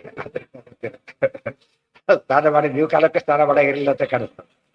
100 ವರ್ಷದಿಂದ ಇತ್ತಂದು, 100 ವರ್ಷದಿಂದ ಎಲ್ಲ ಸ್ನಾನ ಮಾಡ್ಕೊಂಡು ಬರ್ತಿದ್ದೆ. ಈಗ ಅಲ್ಲಿ ಸ್ನಾನ ಮಾಡಿದ್ರೆ 100 ಸ್ನಾನ ಬೇರೆ ಮಾಡಬೇಕು. ಸ್ನಾನ ಮಾಡಿ ಎಲ್ಲ ಸ್ನಾನ ಮಾಡೋದು. ಅಂತವಂತ ಒಂದು ಭಾಗ ಮುಗೀತೀಗ. ಸೊ ಇಷ್ಟೆಲ್ಲ ಕ್ಲಾರಿಟಿ ಸಿಕ್ಕಾಗ ನೋಡಿ, ಇಷ್ಟು ಭಾಷ್ಯಕ್ಕೆ ಎಷ್ಟು ವ್ಯತ್ಯಾಸ ಇದೆ. ಲೇಷತ ಅಂತ ಗೊತ್ತಾಯ್ತಲ್ಲ ಈಗ. ಅವಿನಾಶಿತ್ವನ ಕ್ಲಿಯರ್ ಆಗಿ ಹೇಳಿದ್ರು. ಏನಿದೆ? ಪ್ರವಾಹತ ನಿತ್ಯತ್ವ ಇದೆ, ಪ್ರವಾಹತ ನಿತ್ಯತ್ವ ಇದೆ. ಅದು ಕೂಡ ಆ ಪಾತ್ರ ಚೇಂಜ್ ಆಗಿಬಿಟ್ಟಿರುತ್ತೆ ಎಷ್ಟೋ ಸಲ. ಹೇಳಿದ್ರೆ 78ಅಲ್ಲಿ ಇದಕ್ಕೆ ಹೋದ ಹರಿದ್ವಾರಕ್ಕೆ ಹೋದಾಗ, ಇವತ್ತು ಮೆಟ್ಲುಗಳೆಲ್ಲ ಇದೆ ನೋಡಿರ್ಬೇಕು, ಈಗ ಸ್ನಾನಘಟ್ಟಗಳಿದೆ, ಅಲ್ಲೇ ಸ್ನಾನ ಮಾಡೋದು. ಮೊನ್ನೆಯಿಂದ ಹೊರಗಡೆ ಅಷ್ಟು ದೂರ ಇದೆ ಅದು ಸ್ನಾನಘಟ್ಟ, ಇಲ್ಲೇ ಇಲ್ಲ. ಅದು ಇಷ್ಟೊತ್ತು ನಂಬಲಿಕ್ಕೆ ಬರೋದಿಲ್ಲ. ಸ್ನಾನಘಟ್ಟ ಇರೋದಕ್ಕೆ ನಂಬಬೇಕಷ್ಟೇ, ಸ್ನಾನಘಟ್ಟ ಇದೆ ಅಂತ ನಂಬಕ್ಕೆ ಹೊರತು ಅಲ್ಲೇ ಹರಿತಿತ್ತು ಆಗಲ್ಲ. ಅಷ್ಟು ದೂರ ಹೋಗಿದೆ, ಸುಮಾರು ಒಂದು ಇಲ್ಲಿನ ಪೆಟ್ರೋಲ್ ಬಂಕ್ ಅಷ್ಟು ದೂರ ಹೋಗಿ ಹರಿದ್ವಾರದ. ನೋಡಿದ್ರೆ ನಂಬಲಕ್ಕೆ ಬರೋದಿಲ್ಲ ಅದು. ಇವು ಇದು ಹೇಳ್ತಾರೆ ದ್ವೈಪಾಯನ ವೇದವ್ಯಾಸ ಅವತಾರ ಆಯಿತು, ಯಮುನಾ ದ್ವೀಪ ಅದು. ಇವತ್ತು ಯಮುನಾ ತೀರ ದ್ವೀಪ ಅಲ್ಲ, ನದಿ ಈ ಕಡೆ ಸ್ವಲ್ಪ ಸರ್ಕೊಂಡ್ಬಿಟ್ಟು ಆಗ ದ್ವೀಪ ಆಗಿತ್ತು, ಈ ದ್ವೀಪ ಆಗಿಲ್ಲ. ಹಾ ಯಾವ್ದ ಯಾವ್ದ್ರ ಅದು ಅದು ಹೋಗ್ಬಿಟ್ಟಿದೆ. ಆದ್ದರಿಂದ ಅದು ಆಗ ನೋಡಿದ್ರೆ ಏನು ದ್ವೀಪನಿಲ್ಲ ಅಂತ ಹೇಳಿದ. ಉತ್ತರ ಭಾರತ ಹೆಚ್ಚು ನದಿಗಳೆಲ್ಲ ಈ ರೀತಿ ಆಗೋದು, ದಕ್ಷಿಣದಲ್ಲಿ ಹಾಕಿ ಚೇಂಜ್ ಆಗೋದಿಲ್ಲ. ಇಲ್ಲಿ ಕಲ್ಲುಗಳು ಜಾಸ್ತಿ, ಕಲ್ಲುಗಳು ಕಡಿಮೆ, ಗೊತ್ತಾಯ್ತಾ? ಭಾರಿ ಕಡಿಮೆ ಡಪ್ಪ. ಎಷ್ಟೋ ದೂರ ನೀವು ನೋಡ್ಬೇಕು. ಇದರಿಂದ ನೀವು ಅಹಮದಾಬಾದ್ದಿಂದ ದ್ವಾರಕಕ್ಕೆ ಹೋದ್ರೆ ಸ್ಟ್ರೈಟ್ ಲೈನ್ ಹೋಗುತ್ತೆ ರೋಡ್, ಸ್ಟ್ರೈಟ್ ಲೈನ್. ಹೇಳ್ತಾರೆ ಡ್ರೈವ್ ಮಾಡಿ ಬೋರ್ ಹೊಡೆದು ಬಿಡುತ್ತೆ ಅಂತಾರೆ. ಒಂದು ಕುಬ್ಬೆ ಹೋಗ್ತಾ ಇರುತ್ತಲ್ಲ, ಈ ಕಡೆ ಇರುತ್ತೆ, ತಿರ್ಗಾ ಚಾನ್ಸ್ ಇದೆ. ಸ್ಟ್ರೈಟ್ ಲೈನ್ ಇದ್ದಾಗಿರುತ್ತೆ, ಎಲ್ಲ ಲೆವೆಲ್, ಪೂರ್ತಿ ಲೆವೆಲ್ ಕಂಡ ಸಣ್ಣ ಪುಟ್ಟ ಗುಟ್ಟುಗಳು ಬರುತ್ತೆ ಹೊರತು ದೊಡ್ಡ ದೊಡ್ಡ ಇದ್ದವು ಬರೋದೇ ಇಲ್ಲ. ತುಂಗಭದ್ರಾ ನದಿ ಚೇಂಜ್ ಆಗಿಲ್ಲ, ಯಾಕಂದ್ರೆ ಕಲ್ಲುಗಳ ಮಧ್ಯೆ ಹರಿಯೋದ್ರಿಂದ ಅದು ಡೌನಲ್ಲಿ ಇದೆ. ಹೀಗೆ ಆ ಡೌನ್ ಹಾಗೆ ಮೇಂಟೈನ್ ಆಗುತ್ತೆ. ಅದು ಲೆವೆಲ್ ಇರೋದ್ರಿಂದ ನದಿ ಸಿಸ್ಟಮ್ ಆ ಕಡೆ ಹೋಗುತ್ತೆ, ಅದು ಕೊರೆದು ಬಿಡೋದು ಅಲ್ಲಿ ತಗ್ಗಾಗ್ಬಿಟ್ಟು ಈ ಕಡೆ ಅಪ್ಪಾಗ್ಬಿಡುತ್ತೆ. ಸುಖ ಸ್ಥಳ ಪರಿಸ್ಥಿತಿ ಅಲ್ಲಿ ನದಿ ಇಲ್ಲ, ಅಲ್ಲಿಂದ ದೂರ ಹೋಗ್ಬೇಕು. ಮತ್ತೆ ಅದು ಕವಲಿದೆ ಅಷ್ಟೇ ಹತ್ರದಲ್ಲಿ. ಮೇನ್ ಸ್ಟ್ರೀಮ್ 9 ಕಿಲೋಮೀಟರ್ ದೂರ ಇದೆ, 9 ಕಿಲೋಮೀಟರ್ ದೂರ. 5000 ವರ್ಷ ಆಯ್ತಲ್ಲ. ಹಸ್ತನಾವತಿ ಗಂಗಾ ತೀರ ಅಲ್ಲದೀಗ 9 ಕಿಲೋಮೀಟರ್ ದೂರ ಹೋಗುತ್ತೆ. ಅದು ಕೂಡ 9 ಕಿಲೋಮೀಟರ್ ಹೋಗಿ ಅದ್ರ ಹತ್ರ ಹೋಗ್ಲಿಕ್ಕೆ ಆಗಲ್ಲ ಅಂತ. ತುಂಬ ಹೊಲ್ಟೇ ಇಲ್ಲ ಅನ್ಸಲ್ಲ, ಎಲ್ಲ ಹಾಕ್ಬಿಟ್ಟಿರ್ತಾರೆ, ಕೆಸರು ಇರುತ್ತೆ, ಹೋಗೋದಕ್ಕೆ ಆಗಲ್ಲ ಅಂತ. ಒಂದು ಕವಲು ಮಾತ್ರ ಬರುತ್ತೆ ಊರೊಳಗೆ, ಅದಕ್ಕೆ ಕೆನಾಲ್ ಟೈಪ್ ಬರುತ್ತೆ. ಒಟ್ಟೇನಾಯ್ತು, ವಿನಾಶಿತ್ವದ ಬಗ್ಗೆ ಕ್ಲಾರಿಫಿಕೇಶನ್ ಸಿಕ್ಕಾಗಾಯ್ತು. ಜೀವ ಯಾವ ರೀತಿ ನಿತ್ಯ, ಯಾವ ರೀತಿ ಅನಿತ್ಯ. ದೇವ್ರ ನಿತ್ಯತ್ವ ಎಂಥದ್ದು, ಮಹಾಲಕ್ಷ್ಮಿ ನಿತ್ಯತ್ವ ಎಂಥದ್ದು, ಉಳಿದವ್ರದೆಲ್ಲ ಏನು, ಅದೆಲ್ಲ ಅರ್ಥ ಆಗಿದ್ದರಿಂದ ಈ ರೀತಿ ದೇವ್ರ ನಿತ್ಯ ಅಂತ ಹೇಳಿ ಆಗ ನಿತ್ಯೋ ನಿತ್ಯಾನಾಂ ಪದ ಅರ್ಥ ಆಗುತ್ತೆ. ನಿತ್ಯಗಳ ಮಧ್ಯೆ ನಿತ್ಯ ಹೇಗಾಗ್ತಾನೆ ಅಂದ್ರೆ ಪೂರ್ಣತ್ವ ದೃಷ್ಟಿಯಿಂದ ನಿತ್ಯೋ ನಿತ್ಯಾನಾಮ. ಇದಿಲ್ಲ ಹೋದ್ರೆ ಶ್ಲೋಕ ಸುಮ್ಮನೆ ಹೇಳ್ತಿರ್ಬೇಕು ಅಷ್ಟೇ ಹೊರತು ಅದ್ರ ಅರ್ಥ ಮನಸ್ಸಿಗೆ ಬರೋದಿಲ್ಲ. ಮನಸ್ಸಿಗೆ ಬರೋಕೆ ಎಲ್ಲ ಗೊತ್ತಿರ್ಬೇಕು. ಅದಕ್ಕೆ ಅಧ್ಯಯನ ಮಾಡ್ತಾ ಹೋದ್ ಏನಾಗ್ತಾ ಹೋಗುತ್ತೆ, ಮತ್ತೆ ಓದಷ್ಟು ಕೂಡ ವಿಷಯಗಳ ಕ್ಲಿಯಾರಿಟಿ ಭಾರಿ ಜಾಸ್ತಿ ಇರುತ್ತೆ. ದೇಶತ ಕಾಲತಶ್ಚೈವ ಗುಣತಶ್ಚ ತ್ರಿಧಾತತಿ ಸಾ ಸಮಸ್ತ ಹರೇರೇವ ನಹ್ಯನ್ನೇ ಪೂರ್ಣ ಸದ್ಗುಣ ಇತಿ ಪರಮ. ಈ ಶ್ರುತಿ ವಾಕ್ಯ ಗೊತ್ತಿದ್ರೆ ಯಾವ ಪ್ರಸಂಗ ಬರುತ್ತೋ ಅಲ್ಲೆಲ್ಲ ಅಪ್ಲೈ ಮಾಡ್ಕೊಳಕ್ ಬರುತ್ತೆ. ಸರ್ವಮೂಲ ಅಂಬ ದೊಡ್ಡ ಪ್ರಾವಿಡೆಂಟ್ ಸ್ಟೋರ್ಸ್, ಯಾವ ಕಾಲಕ್ಕೆ ಏನ್ ಬೇಕಾದ್ರೆ ತಗೊಳ್ಬೋದು. ಅಲ್ಲಿಂದ ಅಲ್ಲಿ ಉಪಯೋಗ ಬರುತ್ತೆ, ಬೇರೆ ಕಡೆ ತಗೊಳಕ್ಕೂ ಬರುತ್ತೆ. ಅದನ್ನು ಇಲ್ಲ ಹೋಗ್ಬಿಟ್ಟು ಏನಾಗುತ್ತೆ, ಸಾರಾಂಶ ಅಷ್ಟೇ ತಿಳ್ಕೊಂಡ್ರೆ ಆ ಕ್ಲಾರಿಟಿ ಕೊಡ್ಲಿಕ್ಕೆ ಬರೋದಿಲ್ಲ. ಅದಕ್ಕೆ ಸರ್ವಮೂಲ ಅಂತ ಯಾತಕ್ಕೆ ಹೇಳಿದ್ರು ಗೊತ್ತು, ಈ ಅರ್ಥದಲ್ಲಿ ಎಲ್ಲ ವಿಷಯ ಇದೆ, ನೀವು ಹುಡುಕ್ಬೇಕಷ್ಟೇ ಅದನ್ನು ಎಲ್ಲಿದೆ ಅಂತ. ಅಡಿಗೆ ಮನೆ ಇದೆ ಅಂತ ಹೇಳ್ಬಿಡ್ತಾರೆ, ನಿತ್ಯ ಉಪಯೋಗಿಸೋರಿಗೆ ಗೊತ್ತಿರುತ್ತೆ. ಇವರು ಅಡಿಗೆ ಬಂದು ಅಡಿಗೆ ಮಾಡಿದ್ರೆ ಏನು ಸಿಗೋದಿಲ್ಲ ಅವರಿಗೆ, ಬೈಕೋತಾ ಇರ್ತಾರೆ, ಅದು ಸಿಗೋದಿಲ್ಲ ಇದು ಸಿಗೋದಿಲ್ಲ ಅಂತ. ಅವ್ರು ಸಿಗಾಗಿ ಇಟ್ಟಿಲ್ಲ ಅದನ್ನು, ಅವರು ತಮ್ಮಿ ಬೇಕಾದಾಗ ಇಟ್ಕೊಂಡಿರ್ತಾರೆ, ಸಿಗೋದಿಲ್ಲ. ಅದಕ್ಕೆ ನಿತ್ಯದಲ್ಲೂ ಕಾನ್ಸೆಪ್ಟ್ ಪ್ರತಿ ಅದರ ಪಾರಾಯಣ ಎಲ್ಲ ಮಾಡ್ತಿದ್ರೆ, ಪಾಠ ಪ್ರವಚನ ಇದ್ರೆ ಇದು ನೆನಪಿರುತ್ತೆ ಅಷ್ಟೇ ಇಲ್ಲ, ಬೇರೆ ಕಡೆ ತಷ್ಟ ಅನ್ವಯ ಮಾಡ್ಕೊಳಕ್ ಬರುತ್ತೆ. ನೆಕ್ಸ್ಟ್ ಈಗ ಅಂತವಂತ ಇಮೇ ದೇಹಾ ನಿತ್ಯಶೋಕ್ತಾ ಶರೀರಿಣ ಅನಾಶಿನೋ ಅಪ್ರಮೇಯಸ್ಯ ತಸ್ಮಾತ್ ಯುದ್ಧಸ್ವ ಭಾರತ. ಅದಕ್ಕರ್ಥ ಭವತು ದೇಹಸ್ಯಾಪಿ ಕಸ್ಯಚಿತ್ ನಿತ್ಯತ್ವಮಿತಿ ನಾ ಇತ್ಯಾಹ ಅಂತವಂತ. ಜೀವ ಎಷ್ಟು ದೇಹ ತಗೋತಾನೋ ಹುಟ್ಟಿ ಬಂದ ಮೇಲೆ ಅಷ್ಟು ದೇಹಗಳು ನಾಶ ಹೊಂದೋದೆ. ಸ್ವರೂಪ ದೇಹ ಬಿಟ್ಟರೆ ಉಳಿದೆಲ್ಲ ನಾಶ ಹೊಂದೋದೆ. ಅದಕ್ಕೆ ಇಮೇ ಅಂತ ಯಾತಕ್ಕೆ ಹೇಳಿದರು ಅಂದ್ರೆ ಇಷ್ಟೂ ದೇಹಗಳು, ಅನಿರುದ್ಧ ದೇಹದಿಂದ ಲಿಂಗ ದೇಹ, ಅನಿರುದ್ಧ ದೇಹ, ಇಷ್ಟು ಕೂಡ ನಾಶ ಒಂದೇ ಒಂದು. ಎಲ್ಲದರ ಮೇಲೆ ಈ ಹೊರಗಿನ ದೇಹಗಳು, ಇದ್ದ ದೇಹಗಳ ಲೆಕ್ಕನೇ ಇಲ್ಲ, ಅಷ್ಟು ದೇಹಗಳಿಗೂ ನಾಶ ಇದೆ. ಅಸ್ತು ತರ್ಹಿ ದರ್ಪಣ ನಾಶಾತ್ ಪ್ರತಿಬಿಂಬ ನಾಶವತ್ ಆತ್ಮನಾಶ ಇತ್ಯತಃ ನಿತ್ಯಸ್ಯ ಇತಿ ಶರೀರೇಣ ಇದು ಈಶ್ವರಸ್ಯ ಆವೃತ್ತಯೇ. ಇದು ತುಂಬ ಹೊಸ ವಿಷಯ ಮತ್ತೊಂದು. ಈಗ ಜೀವ ನಿತ್ಯತ್ವ ಹೇಗೆ, ಪರಮಾತ್ಮ ನಿತ್ಯತ್ವ ಹೇಗೆ ಅಂತ ಪ್ರಶ್ನೆ. ಜೀವ ಸ್ವತಂತ್ರ ನಿತ್ಯತ್ವ ಅಲ್ಲ, ಪರಾಧೀನ ನಿತ್ಯತ್ವ. ದೃಷ್ಟಾಂತ ಬೇಕು, ಪ್ರತಿಬಿಂಬದಂತೆ ಅಂತ ಹೇಳಿ. ಪ್ರತಿಬಿಂಬ ನಿತ್ಯ, ಪ್ರತಿಬಿಂಬ ನಿತ್ಯ. ಕನ್ನಡಿಯಲ್ಲಿ ನೋಡ್ಕೋತಾ ನಿಂತಿದ್ದಾನೆ, ಪ್ರತಿಬಿಂಬ ಕಾಣಿಸ್ತಾ ಇದೆ. ಎಲ್ಲಿವರೆಗೆ ಕಾಣಿಸುತ್ತದ? ಕನ್ನಡಿ ಒಡೆದ್ರೂ ಹೋಯ್ತು, ಕರಡಿ ಹೊಡೆದ್ರೆ ಪ್ರತಿಬಿಂಬ ಹೋಯ್ತು. ಯಾಕೆ? ಪ್ರತಿಬಿಂಬ ಬರ್ಲಿಕ್ಕೆ ಏನ್ ಬೇಕು? ಯಾವಾಗ್ಲೂ ಒಂದು ಉಪಾಧಿ ಬೇಕು. ಉಪಾಧಿ ಕನ್ನಡಿ. ಕನ್ನಡಿ ಹೊಡೆದ್ರೆ ಹೊರಟೋಯ್ತು, ಗೊತ್ತಾಯ್ತಾ? ಅಥವಾ ಕನ್ನಡಿ ಇದೆ, ಇವನೇ ದೂರ ಸರ್ಕೊಂಡ, ಬಿಂಬ ಸನ್ನಿಧಿ ನಾಶ, ಕಾಂಟ್ಯಾಕ್ಟ್ ಇಲ್ಲ. ಕನ್ನಡಿ ಇದೆ, ಕಾಂಟ್ಯಾಕ್ಟ್ ಇಲ್ಲ. ಆಮೇಲೆ ಕನ್ನಡಿನೇ ಇಲ್ಲ. ಜೀವ ಪ್ರತಿಬಿಂಬ ಅಂತ ಹೇಳಿದ್ರೆ ಯಾವ ಅರ್ಥದಲ್ಲಿ ಹೇಳ್ತೀರಿ ಈಗ? ಅರ್ಥ ಆಯ್ತಾ? ಬಿಂಬ ಯಾರು? ಪರಮಾತ್ಮ. ಬಿಂಬ ಸನ್ನಿಧಿ, ಬಿಂಬದ ಇರುವಿಕೆ. ಪರಮಾತ್ಮ ಯಾವಲ್ಲಿದ್ದ? ಸಮಸ್ಯೆ ಇಲ್ಲ. ಹಾಗಿದ್ರೆ ಈ ಜೀವ ನಿತ್ಯ ಹೇಗಾಗ್ತಾನೆ ಅಂತ ಪ್ರಶ್ನೆ. ಇದು ಹೊರಗಿನ ದೇಹ ನಿತ್ಯ ಅಂತ ಪ್ರೂವ್ ಆಗಿದೆ, ಸಮಸ್ಯೆ ಇಲ್ಲ. ಯಾಕೆ? ದೇವರು ಬಿಟ್ಟಿಲ್ಲ. ದೇಹ ಹೋಗುತ್ತೆ ಅಂದಮೇಲೆ ನಿಶ್ಚಿಂತೆ. ಯಾವ್ದು? ಈ ದೇಹ ಉಪಾಧಿ ನಿಮ್ಗೆ ಸದ್ಯಕ್ಕೆ. ಈಗ ದೇಹ ಹೋಯ್ತು, ಹೊರಟೋಯ್ತು. ಆದರೆ ಸ್ವರೂಪ ದೇಹ ನಿತ್ಯ. ಸ್ವರೂಪ ದೇಹ ನಿತ್ಯವಾದ್ದರಿಂದ ಪರಮಾತ್ಮ ಬಿಂಬ ನಿತ್ಯ, ಸ್ವರೂಪ ದೇಹ ನಿತ್ಯ ಅಲ್ಲ. ಪ್ರತಿಬಿಂಬ ಹೇಗೆ ನಿತ್ಯ ಆಗುತ್ತೆ ಅಂದ್ರೆ ಅದು ಉಪಾಧಿನೇ ಪ್ರತಿಬಿಂಬ. ಅರ್ಥ ಆಯ್ತಾ ನಿಮಗೆ? ಉಪಾಧಿ ಮತ್ತು ಪ್ರತಿಬಿಂಬ ಏನಾಗಿಲ್ಲ, ಅಲ್ಲಿ ಬೇರೆ ಆಗಿಲ್ಲ. ಆದ್ದರಿಂದ ಜೀವನ ಸ್ವರೂಪನೇ ಉಪಾಧಿ. ಆದ್ದರಿಂದ ಪ್ರತಿಬಿಂಬ ನಾಶ ಯಾವಾಗ ಆಗತ್ತೆ? ಸ್ವರೂಪ ನಾಶ ಆದ. ಸ್ವರೂಪ ನಾಶ ಇಲ್ಲ ಅಂದಮೇಲೆ ಏನಿಲ್ಲ, ಬಿಂಬ ನಾಶ. ಇದು ಹೌದು, ಸ್ವರೂಪದೇಹನೇ ಉಪಾಧಿ, ಸ್ವರೂಪದೇಹನೇ ಉಪಾಧಿ. ಆದ್ದರಿಂದ ಸಮಸ್ಯೆ ಇಲ್ಲ.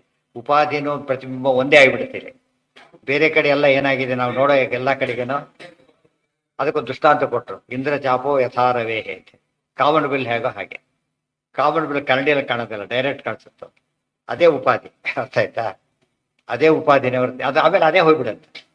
ಸ್ವಲ್ಪ ಕಾಣಿಸೋದೇ ಇಲ್ಲ. ಈಗ ಸೃಷ್ಟಿ ಮಾಡಕ್ಕೆ ಬರಲ್ಲ, ತೆಗಿಲಕ್ಕೂ ಬರಲ್ಲ. ಯಾಕೆ? ಉಪಾಧಿ ಅದೇ ಆದ್ದರಿಂದ. ಅರ್ಥ ಆಯ್ತಾ? ಇದು ಸ್ವಾರಸ್ಯ. ಅದೆಲ್ಲ ಆಚೆ ಭಾಷ್ಯದಲ್ಲಿ ಇದು ಎಲ್ಲ ಓದಬೇಕು.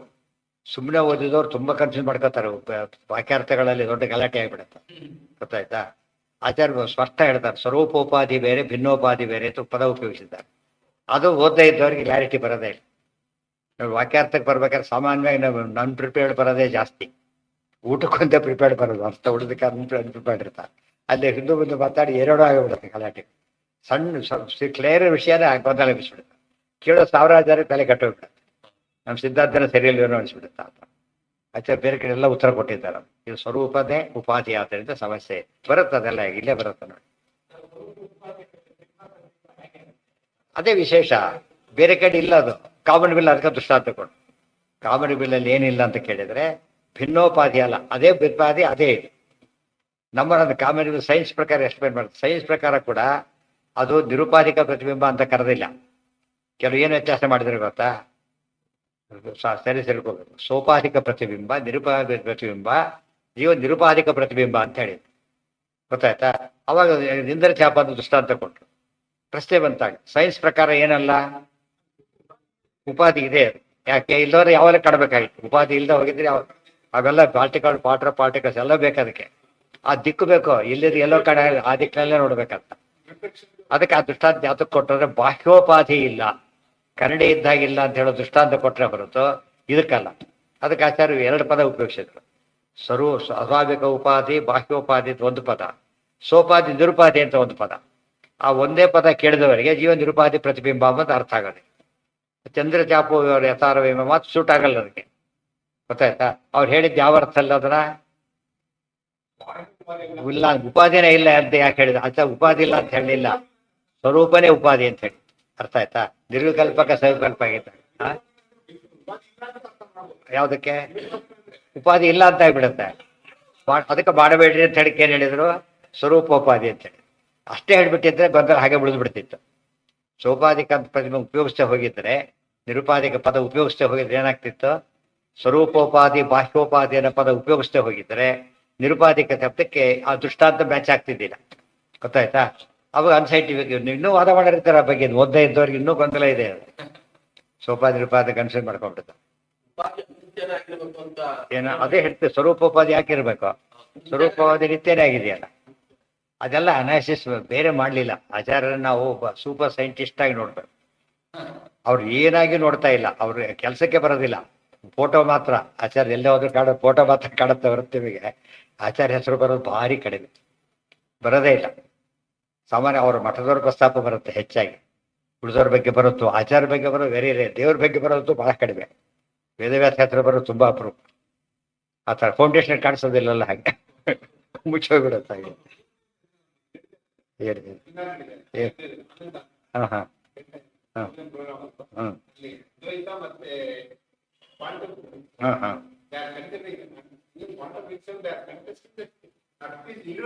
ಅದೇ ಹೇಳಿದ್ನಲ್ಲ, ಅದು ವಿಶ್ವದ್ ಮಾಡ್ಕೊಂಡ್ರು ವಿಶ್ವ ಮಿಥ್ಯಾ ದೃಶ್ಯತ್ವ ಅಂತ ಆಕ್ಚುಲಿ ತಪ್ಪದು, ತಪ್ಪದು, ಆಕ್ಚುಲಿ ರಾಂಗ್ ಅದು. ಹೇಳಿದಲ್ಲ ಅಲ್ಲ ಅಂತ ಹೇಳಿದ ತಪ್ಪು ಅಂತ ಜಯಂತ್ ಆರ್ಟಿಕಲ್ ಮಾಡಿದ ಪ್ರಾರಂಭ ಆಗ್ಬೇಕು. ಆರ್ಟಿಕಲ್ ಆಗಿದೆ ಸೆಮಿನಾರ್ ಅಲ್ಲಿ ಹೋಗ್ಬೇಕು, ಆರ್ಟಿಕಲ್ ಕಳಿಸ್ಬೇಕು. ಯಾಕಂದ್ರೆ ಯಾರು ಸಜೆಸ್ಟ್ ಮಾಡಿದ್ರೆ ಹೋಗುತ್ತದೆ, ಗೊತ್ತಾಯ್ತಾ? ಇದಕ್ಕೆ ಕಳಿಸ್ಬೇಕು, ಇದು ಪ್ರೈಮ್ ಮಿನಿಸ್ಟರ್ ಕಳಿಸ್ಬಿಡ್ಬೇಕಲ್ಲ ಅವ್ರಿವರಿಗೆಲ್ಲ, ಅಲ್ಲಿಂದ ಅಲ್ಲಿಗೆ ಹೋಗ್ಬೇಕು. ಯಾಕೆಂದ್ರೆ ಅವ್ರು ತಪ್ಪು ತಿಳ್ಕೊಂಡಿದ್ದಾರೆ, ಒಂದು ಕಡೆ ಸುಳ್ಳಾಯ್ತು ಇದು, ಅದನ್ನ ಹಾಗೆ ತಗೊಂಡ್ರು ಅವರಿಗೆ. ಇದು ಎಲ್ಲರಿಗೂ ಅರ್ಥ ಆಗೋದಕ್ಕೆ ಜನ ಇರೋ ಒಪ್ಕೊಂಡಿರ್ತಿರೋದಿಲ್ಲ, ಅದಂತೂ ಅರ್ಥನೇ ಆಗೋದಿಲ್ಲ. ಅದು ಸೈನ್ಸ್ ಆದ್ರಿಂದ ಅರ್ಥ ಆಗಲ್ಲ. ಉಳಿದವರು ಚಪ್ಪಾಳೆ ಹಾಕೊಂಡು ಸುಮ್ಮನೆ ಕೂತು ಎರಡರಲ್ಲಿ ಒಂದು ಮಾಡ್ತಾರೆ, ಎಲ್ಲ ತಲೆ ಬಗ್ಗಿಸ್ತಾರೆ, ಚಪ್ಪಾಳೆ ಹಾಕ್ತಾರೆ, ಅರ್ಥ ಇಲ್ಲದೆ. ಸರಿಯಾಗಿ ಮಾಡ್ಕೊಂಡು ವಿಶ್ವಮಿಥ್ಯಾ ದೃಶ್ಯತ್ವ ಕೇಶವ ಅದಕ್ಕೆ ವ್ಯತ್ಯಾಸನೇ ಇಲ್ಲ. ಅದು ದೃಶ್ಯತ್ವ ಅಂಬೋದು ಟೋಟಲಿ ಡಿಫ್ರೆಂಟ್. ಅದು ಈ ದೃಶ್ಯತ್ವ ಅಲ್ಲ, ಅದು ಭ್ರಮ ದೃಶ್ಯತ್ವ. ಅಲ್ಲಿ ಹೇಳೋ ಪದನೇ ಬೇರೆ. ಅವ್ರಿಗೆ ಕೇಳಿದ್ರೆ ಹೇಳ್ತಾರೆ ಹೋಗ್ಬಿಟ್ಟು, ನಾನು ಹಾಗೆ ಹೇಳಿಲ್ಲ ಅಂತ ಅವರೇ ಹೇಳ್ತಾರೆ. ವೇದವ್ಯಾಸರು ಬ್ರಹ್ಮಸೂತ್ರದ ಅರ್ಥ ಅದಲ್ಲ ಅಂತ ಹೇಳಿದ್ರೆ ಹೇಳ್ತಾರಲ್ಲ ಹಾಗೆ, ಬಟ್ ಕೇಳೋದಿಲ್ಲ ಅದು ತುಂಬಾ. ಅದ್ರದ್ದು ಮತ್ತೆ ನಾಶ ಆಗ್ತದ್ರೆ ಮುಕ್ತಿ ಆಗ್ಲಾಗತ್ತೆ, ಮುಕ್ತಿ ಆಗ್ಲೇಬೇಕಲ್ಲ. ಹೌದು, ಉಪಾಧಿ ಬಿಂಬ ನಿತ್ಯ. ಏನಾಯ್ತು ಈಗ? ಸರಿಯಾಗಿ ಓದ್ಬೇಕು ಆ ವಾಕ್ಯನ. ಅಂತವಂತ ಇತಿ ಅಸ್ತು ತರ್ಹಿ ದರ್ಪಣ ನಾಶಾತ್ ಪ್ರತಿಬಿಂಬ ನಾಶವತ್ ಆತ್ಮನ. ಈಗ ಅದೆಲ್ಲ ದೃಷ್ಟಾಂತ ಅರ್ಥ. ದರ್ಪಣ ಅಂದ್ರೆ ಉಪಾಧಿ, ಪ್ರತಿಬಿಂಬ ಜೀವ ಈ ಕಡೆ, ಇಲ್ಲಿ ದೇವರಿದ್ದಾನೆ, ದೇವ್ರ ಪ್ರತಿಬಿಂಬ ಅಂದ್ರೆ ದೇವ್ರ ಬಿಂಬ. ಆಮೇಲೆ ನಾವು ಪ್ರತಿಬಿಂಬ. ಕನ್ನಡಿ ಯಾವುದು ಅಂತ ಪ್ರಶ್ನೆ, ಅಲ್ಲಿ ಸಮಸ್ಯೆ ಆಯ್ತು. ಮತ್ತೆ 4 ಕನ್ನಡಿ ಇದೆ, 3 ಕನ್ನಡಿ ಹೋಗ್ಬಿಡುತ್ತೆ, 3 ಕನ್ನಡಿ ಹೋಗ್ಬಿಡುತ್ತೆ. ಯಾವ್ಯಾವುದು ಅದರದ್ದು 3? ಈ ಕನ್ನಡಿ ಹೋಗೋದಿಲ್ಲ. 4-5 ಕನ್ನಡಿ ರಿಫ್ಲೆಕ್ಟ್ ಆದಾಗ ಮೂಲ ಕನ್ನಡಿಯಿಂದ ರಿಫ್ಲೆಕ್ಟ್ ಆಗುತ್ತಲ್ಲ, ಒಂದೊಂದು ತೆಗೆದು ಎಲ್ಲ ಹೋಗ್ತಾ ಬರುತ್ತೆ. ಅದೇ ತೆಗೆದ್ಬಿಟ್ಟು ಎಲ್ಲ ಹೋಗ್ಬಿಡುತ್ತೆ. ಮೂಲ ಕನ್ನಡಿ ತೆಗೆದುಬಿಟ್ರೆ ಏನಾಗುತ್ತೆ? ಮೂಲ ಪ್ರತಿಬಿಂಬ ಎಲ್ಲ ಹೋಗ್ಬಿಡುತ್ತೆ. ಇಲ್ಲ ಅದೊಂದೇ ಹೋಗುತ್ತೆ. ಡಿಲೀಟ್ ಮಾಡ್ಬೇಕಾದ್ರೆ ಕಂಪ್ಯೂಟರಲ್ಲಿ ಅಲ್ಲೊಂದೊಂದೇ ಡಿಲೀಟ್ ಮಾಡೋದು ಬೇರೆ, ಟೋಟಲಿ ಡಿಲೀಟ್ ಮಾಡೋದು ಬೇರೆ. ಆ ರೀತಿ ಮಾಡಬೇಕು. ನಮಗೆ ಬೇಕಿಲ್ಲ, ವಾಟ್ಸಪ್ ಡಿಲೀಟ್ ಮಾಡ್ಕೊಂಡ್ಬಿಡ್ತೀವಿ, ಅಲ್ಲಿದೆ ನಮಗೆ ಬೇಕಿಲ್ಲ ಅಷ್ಟೇ. ಅಲ್ಲೇ ತೆಗೆದುಬಿಟ್ರೆ ಎಲ್ಲ ಹೋಗ್ಬಿಡುತ್ತೆ, ಇರೋದೇ. ನೈಮಿತ್ತಿಕ ಇತ್ಯಾಹ. ಇಲ್ಲಿ ಪ್ರತಿಬಿಂಬ ಆತ್ಮಿತ್ಯತಃ ನಿತ್ಯಸ್ಯ ಇದು ಶರೀರಿಣ ಇತಿ ಈಶ್ವರ ವ್ಯಾವೃತ್ತಯೇ. ಶರೀರಿಣ ಅಂತ ಹೇಳಿದ್ರಿಂದ ದೇವ್ರು ಯಾರ ಪ್ರತಿಬಿಂಬ ಅಂತ ಕೇಳಬಾರದು. ಯಾಕೆ? ಶರೀರಿಣ ಅಲ್ಲ. ಯಾವ ಶರೀರಿ ಅಲ್ಲ? ಈ 3 ಶರೀರ ದೇವರಿಗಿಲ್ಲ, ಆದ್ರಿಂದಾಗಿ ಉಬ್ಬಿ ಬರೋದೇ ಇಲ್ಲ ದೇವರು. ನಚ ನೈಮಿತ್ತಿಕ ನಾಶ ನೈಮಿತ್ತಿಕ ನಾಶ ಯಾತಕ್ಕಿಲ್ಲ ಅಂದ್ರೆ ಅನಾಶಿನಃ ಸ್ವರೂಪತಃ ಅನಾಶಿ, ನಾಶ ಇಲ್ಲದವನು. ಕುತಃ ಈ ಜೀವನಿಗೆ ಯಾತಕಪ್ಪ ನಾಶ ಇಲ್ಲ ಅಂದ್ರೆ ಅಪ್ರಮೇಯೇಶ್ವರ ಸ್ವರೂಪತ್ವ. ಸ್ವರೂಪತ್ವ ಮತ್ತೆ ಅಪ್ರಮೇಶ್ವರ ಸ್ವರೂಪತ್ವ. ಸ್ವರೂಪ ಅಂದ್ರೆ ಏನು? ಪ್ರತಿಬಿಂಬ ಅಂತ. ಪ್ರತಿಬಿಂಬ ಸಿಮಿಲರ್ ಅಂತ ಅರ್ಥ. ಸ್ವರೂಪ ನಮಗೂ ಅದ್ವೈತ ವ್ಯತ್ಯಾಸ ಗೊತ್ತಾಯ್ತಾ ಈಗ? ಅಪ್ರಮೇಯ ಸ್ವರೂಪ ಅಂತ ಹೇಳಿದ್ರೆ ಅದ್ವೈತ, ಅಪ್ರಮೇಯ ಸ್ವರೂಪ ಅಂತ ಹೇಳಿದ್ರೆ ದ್ವೈತ. ಸಿಮಿಲರ್ ಅಂದ್ರೆ ಬೇರೆ, ಸೇಮ್ ಅಂದ್ರೆ ಬೇರೆ. ಆಗ್ಲಿಲ್ಲ ಈಗ? ಅಷ್ಟೇ. ಪರಮೇಶ್ವರ ಸ್ವರೂಪತ್ವ ನಹಿ ಉಪಾಧಿ ಬಿಂಬ ಸಾನ್ನಿಧ್ಯ ನಾಶೇ ಪ್ರತಿಬಿಂಬ ನಾಶ ಇತಿ ಚ ಪ್ರದರ್ಶತಿ ಚ ಪ್ರದರ್ಶಕೆ ಸ್ವಯಮೇವ ಅತ್ರ ಪ್ರದರ್ಶಕ ಚಿತ್ವ ನಿತ್ಯಶ್ಚ ಉಪಾಧಿ ಕಶ್ಚಿದಸ್ತಿ. ನೋಡಿ, ಕ್ಲಿಯರ್ ಆಗಿ ಹೇಳಿದ್ವಿ. ಅರ್ಥ ಅಲ್ಲಿ ಹೇಳಿದ್ದಿಲ್ಲ, ಇಲ್ಲಿ ಹೇಳ್ತಾರೆ. ಬ್ರಹ್ಮಸೂತ್ರ ಭಾಷೆಯಲ್ಲಿ ಬಂದಿಲ್ಲ ಅದು, ಇಲ್ಲಿ ಹೇಳಿದ್ದಾರೆ. ನಹಿ ಉಪಾಧಿ ಅದೇ ಇದು ಬ್ರಹ್ಮಸೂತ್ರ ಭಾಷ್ಯ ಆಯ್ತಾ.